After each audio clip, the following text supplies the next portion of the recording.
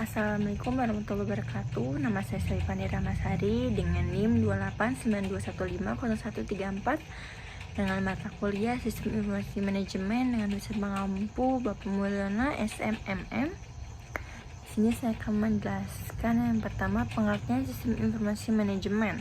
Sistem Informasi Manajemen adalah seperangkat produser gabungan yang mengumpulkan dan menghasilkan data yang andal, relevan, dan terorganisir dengan baik, yang mendukung proses pengambilan keputusan suatu organisasi. Singkatnya, ini adalah sekelompokan proses di mana data diperoleh, dianalisis, dan ditampilkan dengan cara yang berguna untuk tujuan mengambil keputusan.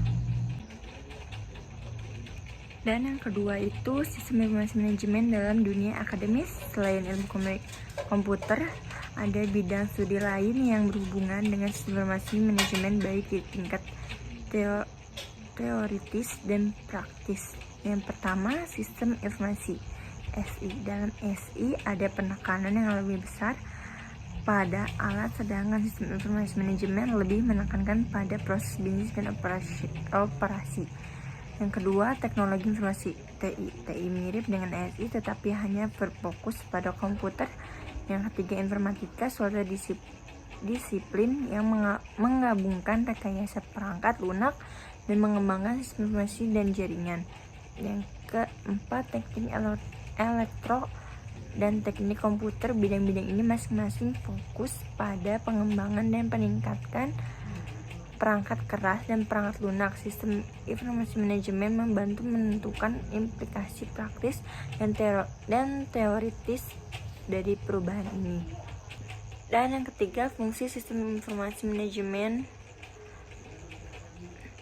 Yang pertama, membantu dalam mengambil keputusan. Sistem ini memainkan peran penting dalam proses pengambilan keputusan di organisasi manapun, karena dalam organisasi apapun keputusan dibuat berdasarkan informasi yang relevan, dan informasi yang relevan dapat diambil sistem informasi manajemen. Yang kedua, membantu koordinasi di antara departemen. Sistem ini juga membantu dalam membangun hubungan yang sehat di antara setiap orang dari departemen ke departemen melalui pertukaran informasi yang tepat. Yang ketiga, membantu menemukan masalah. Seperti kita ketahui bahwa sistem ini memberikan informasi yang relevan tentang setiap aspek kegiatan. Oleh karena itu, jika ada kesalahan yang dibuat oleh manajemen, maka informasi sistem informasi manajemen. Dan yang keempat, membantu dalam mencari solusi dari masalah yang terjadi. Membantu dalam membandingkan kinerja bisnis. Sistem ini juga menyimpan semua histori, data, dan informasi dalam basis datanya. Itu sebabnya sistem ini sangat berguna untuk membandingkan kinerja organisasi bisnis. Dan yang keempat itu ada manfaat yang didapatkan jika menggunakan sistem informasi manajemen.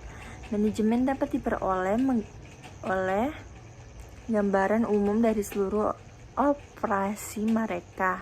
Manajer memiliki kemampuan untuk mendapatkan umpan balik tentang kinerja mereka.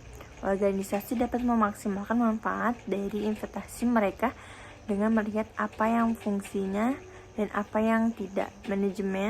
Manajer dapat dibandingkan hasil dengan kinerja yang direncanakan dengan mengidentifikasi kekuatan dan kelemahan dalam rencana kinerja. Perusahaan dapat mendorong peningkatan alur kerja yang menghasilkan penyelarasan proses bisnis yang baik dan dengan kebutuhan pelanggan.